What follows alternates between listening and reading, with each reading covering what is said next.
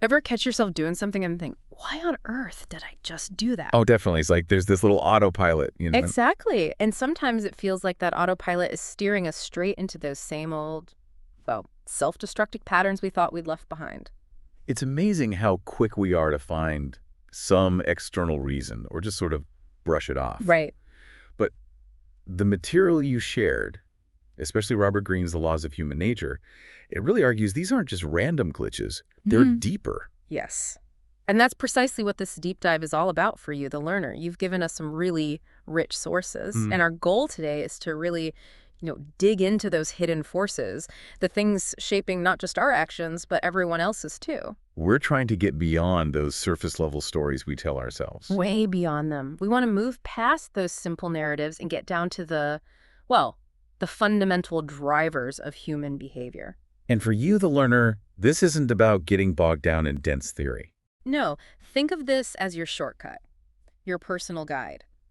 We're extracting the key insights from Greene, aiming to give you a much clearer lens on human nature. Hopefully providing some real tools to navigate your own life, understand the world a bit better. Without feeling totally overwhelmed. Get ready for some, hopefully some real aha moments. Let's hope so. Okay, so where should we start? How about tackling that big one? The illusion of rationality. Oh, that's a great starting point. We love to think we're logical, don't we? Constantly, like we're these cool, calculated beings weighing every pro and con. But the sources are pretty clear. Our emotions, they're often the ones really pulling the levers way below conscious awareness. It's that pleasure principle again. That drive for what feels good right now. Exactly. Seek pleasure, avoid pain. It's fundamental. And it's interesting how that emotional current then shapes the stories we tell ourselves, isn't it? Totally. We build these neat little narratives, these justifications. That often conveniently skip over the more complex, maybe less flattering, real motivations. Right. And that leads us wide open to things like confirmation bias. Ah, yes. Seeing only what we want to see. We just grab onto anything that supports what we already believe or feel, even when the stakes are really high, like with big plans or investments. It's like building a legal case for a gut feeling rather than objectively looking at the evidence. Precisely. Which brings us to that split Greene talks about the emotional self versus the rational self. The emotional side being more primal, reactive, always after that immediate hit. Yeah, that quick reward. Right. While the rational self, that's the part we have to consciously cultivate. The inner Athena, as the source puts it, it takes work. It really does.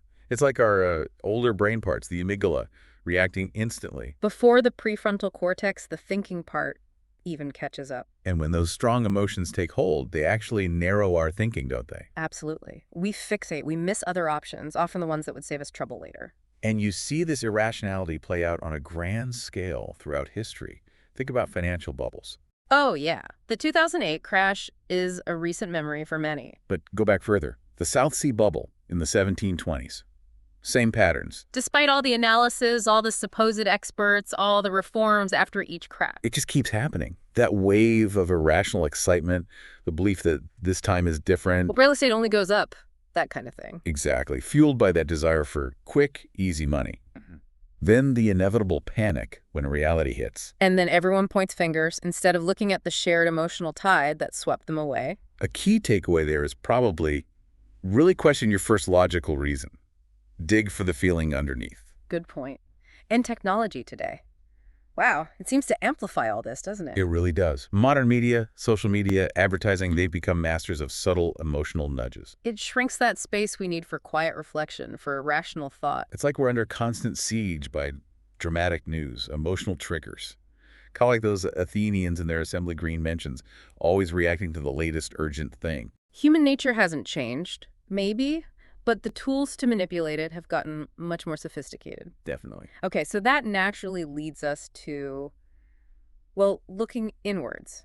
Understanding our own darker side. The uncomfortable bit. Right. What's the usual reaction when we hear about negative traits, narcissism, envy, irrationality? Oh, it's always them. That's definitely that person I know. Never us, right? We see ourselves as basically good, maybe flawed, but with good intentions, if things go wrong. It's circumstances Yeah. or someone else's fault. But the laws of human nature really pushes back on that. It says that's self-deception. We're all cut from the same cloth, fundamentally. We all have these tendencies within us. And recognizing that, accepting it, is actually the first crucial step towards getting some kind of handle on our own negative pattern. Exactly. It means looking inward, honestly, examining our real motives, facing that shadow self, Those parts we prefer to keep hidden, even from ourselves. and becoming aware of our own, say, passive-aggressive tactics, too. We all have them sometimes. And this isn't just navel-gazing, is it? This self-awareness has practical benefits. Absolutely not. Understanding your own potential for negativity makes you much, much better at spotting those same patterns in other people. So you can navigate situations, relationships with more clarity, more foresight. Okay, so we've established we're all complex, maybe a bit darker than we like to admit. How do we then bridge the gap to understanding other people's complexities? That brings us to empathy. Right. And the idea that we're actually born with a capacity for it. Yeah, like a primal skill. Our ancestors needed it to survive, to read the group, understand intentions. It's about really getting someone else's perspective, not just intellectually. So how do we, reactivate that skill? The sources mentioned silencing our internal monologue. Easier said than done, right? Our minds are always shattering. Always. But it's key. We have to consciously try to quiet that inner voice and just Wow. listen, really Yeah. focus. And then actively try to step into their viewpoint, using imagination, maybe our own memories. Exactly. Try to feel what they might be feeling.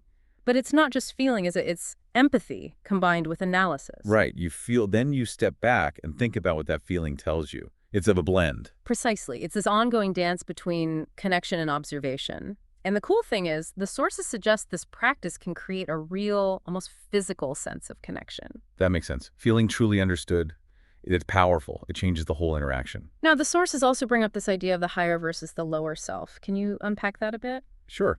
Think of the higher self as the part of us pulled towards connection, purpose, doing meaningful work, acting thoughtfully. It's the more aspiring part of our nature. The self-aware, constructive part. Yeah.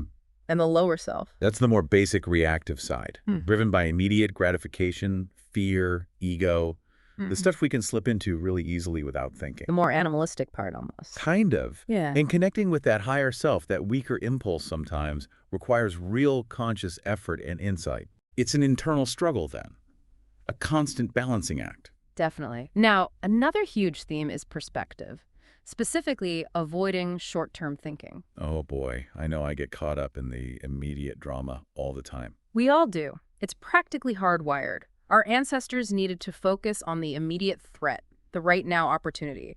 Survival depended on it. But in our complex modern world, That short-term focus is a huge liability, isn't it? it really is. We completely lose sight of the bigger picture, the long-term consequences. The sources use that example of the Athenians sending that second fleet to Syracuse during the Peloponnesian War. Right. They just couldn't accept the possibility of defeat. Their anxiety, their pride, it led them to double down on a disaster. That emotional short-term reaction totally blinded them to the strategic reality. Which underlines the need to cultivate that detached long-term view again, that inner Athena. And the historical examples really hammer this home, like John Blunt and the South Sea Bubble. Yeah, a supposedly smart guy just completely swept up in the frenzy, the immediate promise of riches. Zero thought for long-term viability. You contrast that with someone like Lincoln during the U.S. Civil War. Facing constant pressure, right, to compromise, to rush things after defeats. Exactly. But he held on to that long-term vision of preserving the Union even when things looked incredibly dire week to week. It's that ability to step back, which ties into another danger, information overload. The King Philip II example. Right. So bogged down in tiny details, completely missing the huge shifts happening, the decline of his empire. It shows we need a mental filter, doesn't it? Based on what actually matters for our long-term goals. Can't get lost in the noise. And the payoff for cultivating that long view. You're calmer, more realistic, a better strategist. You're less likely to be knocked off course by every little gust of wind. Makes sense. Okay, so taking that broader view is crucial. Now, let's shift focus a bit. How do we understand people beyond just what they say, the nonverbal stuff? Well, first, acknowledging that we're all actors to some extent, right, in social situations. Definitely. We adjust our behavior, often without even thinking about it, depending on who we're with. Your work self versus your friend self. Exactly. But the source suggests we lose some of our natural childhood sensitivity to nonverbal cues as we get older. We become more self-absorbed. So how do we get that back? How do we relearn how to read the room or the person? It means consciously shifting our focus outwards again, like turning down the volume on our own thoughts and really observing. And practicing, presumably. Well, like any skill, start small. In your next conversation, maybe just try to notice facial expressions. Look for those tiny, fleeting micro-expressions, a flicker of annoyance, a forced smile, things that might contradict the words. Like becoming a human lie detector, but more subtle. What else? Beyond the face. Voice changes are huge. Pitch, pace, volume. They reveal a lot about confidence, nervousness, excitement, and then, of course, body language. Posture, gestures, how they hold themselves. Yeah. Are they open or closed off? Do their gestures match their words? The key is not to try and see everything at once. Pick one thing. Observe. Note it mentally. Build from there. Okay, practical steps. Hmm? What if we suspect someone's being maybe a bit antagonistic or insincere? Any specific tellers? One good tactic is comparison. How do they act towards you versus others in the same room? Is there a noticeable difference in warmth, eye contact, openness? The contrast reveals something. Exactly. Look for those little flashes of impatience or irritation when you speak. And remember, people tend to leak their true feelings more when their guard is down. Like when they're tired, stressed, angry, maybe had a drink or two? Precisely. They might try to smooth it over later, but those moments of leakage can be very revealing. Interesting. And the source also mentioned subtle forms of dominance, even using vulnerability. Yes, the symptom. Suddenly getting a headache, feeling overwhelmed, becoming withdrawn. It can be an unconscious way to control others through guilt or sympathy. It shifts the power dynamic without an overt command. Wow, that's subtle. So ultimately, reading these cues helps us gauge things like real confidence levels. Absolutely. And then you can adapt your approach. Maybe you need to reassure an insecure leader, or perhaps steer clear of an overly arrogant one who won't listen. It's strategic information. So it's about becoming a much more skilled observer. Now, moving from immediate cues to the bigger picture, understanding someone's fundamental character. The core idea here is consistency. Character isn't usually formed overnight. It develops early and gets reinforced by habits over time. Meaning people tend to repeat their behaviors. Patterns emerge. Exactly. People rarely do something significant just once. If they acted a certain way under pressure before, they'll likely do it again. So look for those patterns. What are the key things to look at when assessing character? How someone handles adversity is huge. Do they crumble, blame others, or rise to the challenge? Also, their adaptability, patience, how they treat people they don't have to be nice to, their ability to learn from mistakes. And the advice is to prioritize this character over other things when choosing partners, like work partners or romantic partners. Yes, over surface charm, maybe even raw intelligence or reputation. Those things can be misleading or temporary. Character is more fundamental, more enduring. That's a big takeaway. Charm fades, character remains. The course also mentions some character types to be aware of. Yeah, understanding common archetypes helps, like the basic differences between introverts and extroverts and how they see the world differently. That alone can prevent misunderstandings. And the more challenging types.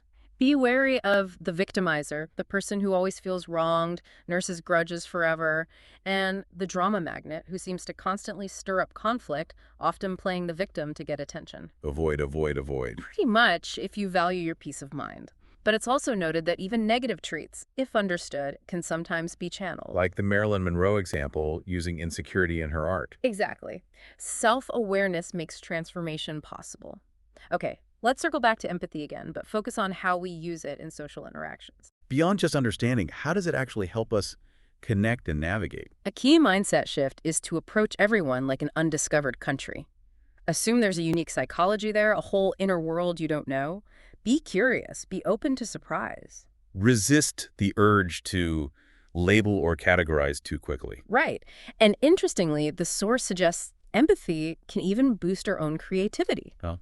By opening us up to different perspectives, different ways of seeing and feeling, it expands our own mental landscape, gives us more raw material to work with. Makes sense. So practically speaking, in a conversation, how do we apply this? Again, it starts with resisting the impulse to immediately jump in with your story, your opinion. Focus on hearing them first. With genuine curiosity. Shut down the internal commentary. Give them your full attention. And then maybe mirror back what you heard, not just the words, but the feeling behind them. So it sounds like you felt really frustrated with. At a simple act of reflecting back. Can have a Incredibly powerful, almost seductive effect. People feel deeply seen. The examples of empathy, or its lack, are quite stark in the source material. Stalin's public humility versus the reality. A huge gap between the mask and the inner drive. Or Jean Desange, manipulating beliefs through feigned possession. A dark use of understanding others' desires. And the Tolstoy marriage breakdown, a tragic example of what happens when empathy fails completely in an intimate relationship. The sheer suffering caused by not seeing the other's perspective. But then you have positive examples like Shackleton. His incredible ability to sense his crew's morale, to manage their moods subtly during that Antarctic ordeal, that was deep empathy in action, saving lives. And Milton Erickson, with his patience, reading nonverbal cues to understand hidden issues. Showing how empathy can be a powerful tool for insight and healing. Okay, now for something even more hidden. The shadow.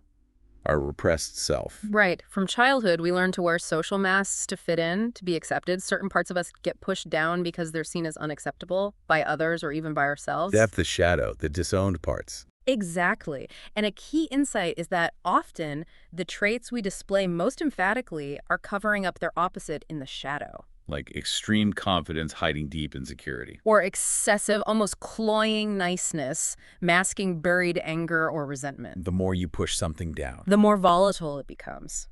The shadow doesn't vanish, it leaks out. In moods, unexplained anxieties, obsessions, secret habits, contradictory behavior, especially under stress. The source identifies some common shadow types. Yes, helpful patterns to recognize. The excessive charmer may be too eager to please watch for passive aggression or gossip.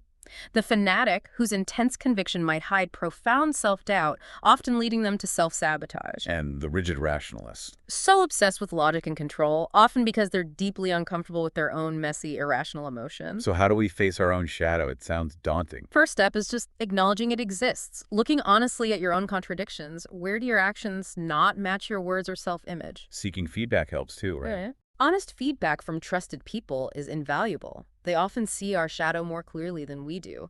And then finding healthy outlets for that repressed energy, channeling it constructively instead of letting it fester or erupt. The Robert Bly example is powerful, recognizing his own hidden control issues.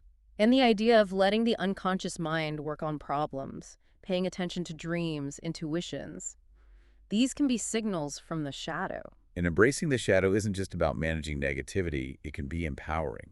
Absolutely. Think of those historical figures, like Marlene Dietrich, Coco Chanel. Women who gained power by integrating aspects of themselves that defied conventional expectations, their strength and wholeness. Okay.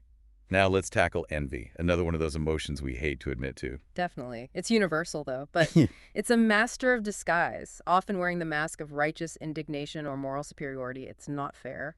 Can often mean, I want what they have. The first step is just recognizing that initial pang, that little jolt of wanting, followed by a subtle hostility. Exactly. Becoming aware of that feeling in yourself. And the source warns about how enviers operate, often using closeness to inflict harm. That push-pull dynamic you mentioned. Yes, they draw you in, maybe with praise, learn your insecurities, then use that intimacy to deliver targeted criticisms or subtle put-downs.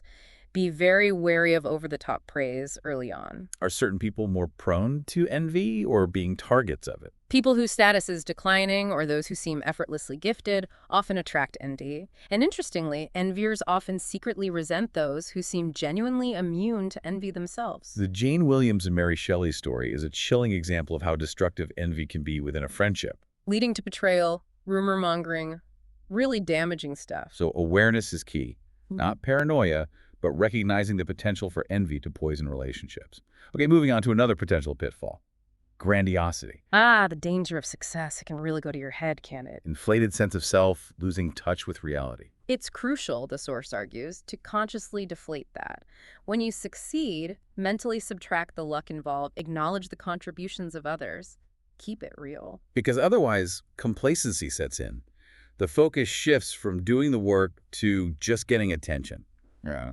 And that bigger is better mentality takes over. Totally. And the roots can go back to childhood being overly praised, never facing consequences, can foster that sense of entitlement, and maybe even the broader cultural trend of questioning authority contributes. So how do we deal with grandiose leaders? They often create these powerful illusions. I'm destined, I have the golden touch, that kind of thing. The key is to demythologize them. See the human behind the hype. Recognize the manipulation tactics. Yeah. And for ourselves, Cultivate practical grandiosity. Aim high, but keep it grounded. Seek challenges just beyond your current skill level. That builds real competence and a more stable sense of accomplishment, not hot air. the Howard Hughes trajectory is a classic example. Initial humility after failure, then increasing detachment from reality. And Michael Eisner at Disney, too. Huge initial success breeding an ego that led to questionable decisions later on. Maintaining humility after success is vital. Absolutely. Okay, let's shift gears slightly and talk about gender dynamics, the anima and animus concepts. Right. This is about how our earliest relationships, typically with our parents, shape our unconscious image and expectations of the opposite sex. An anima being the internalized feminine for men, the animus the internalized masculine for women. Exactly.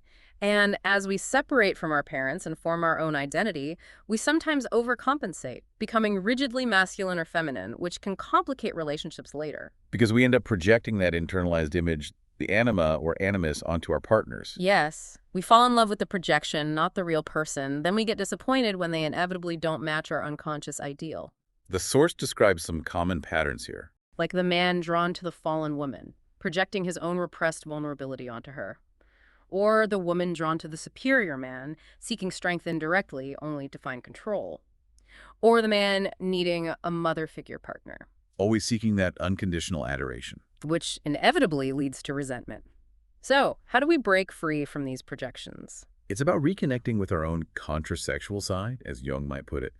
Men embracing their feminine aspects, women their masculine, integrating the whole self. Playing with different ways of thinking and acting, stepping outside rigid gender roles, it unlocks energy and leads to more authentic relationships. And the source also notes some general, maybe stereotypical, differences in learning styles between genders. Yeah, research cited suggests men might externalize failure and internalize success more, maybe overestimate abilities, avoid asking for help. Women might sometimes do the opposite, internalize failure, underestimate ability, be more collaborative. Just general tendencies to be aware of, not rigid rules, but useful for understanding potential communication gaps. Exactly. Okay, we've covered a lot of ground on understanding ourselves and others. Let's talk about the driving force, purpose. Having that strong sense of purpose seems critical. It really is. It acts like an internal gyroscope, providing direction, stability. It helps neutralize negative emotions, fuels focus, builds momentum, boosts creativity. But finding it, or keeping it, isn't always easy.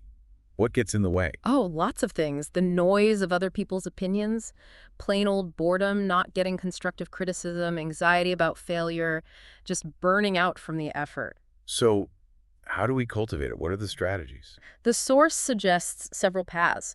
Look back to your origins, your childhood fascinations, what truly lit you up before the world told you what you should do. Tapping into that authentic inclination. Right. Also identifying what makes you unique, finding a need in the world that resonates with you, something you feel driven to address, even contemplating your own mortality. That sounds intense, but clarifying. It can be.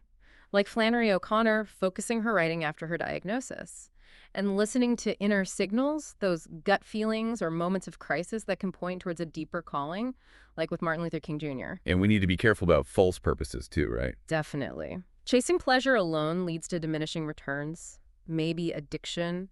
Chasing money or status just for their own sake often lacks that deep, intrinsic motivation and encourages short-term thinking.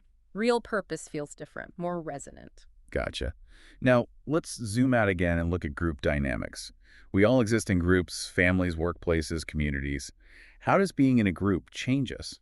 The idea of the social personality is key here. When we're in a group, we tend to unconsciously imitate others. Conformity kicks in. Yeah, our thinking aligns more with the group consensus. We feel group emotions more intensely, think of a crowd's energy, and we might take risks we'd never take alone. We can kind of lose ourselves. So self-awareness in group settings is vital to notice these shifts in ourselves. Crucial.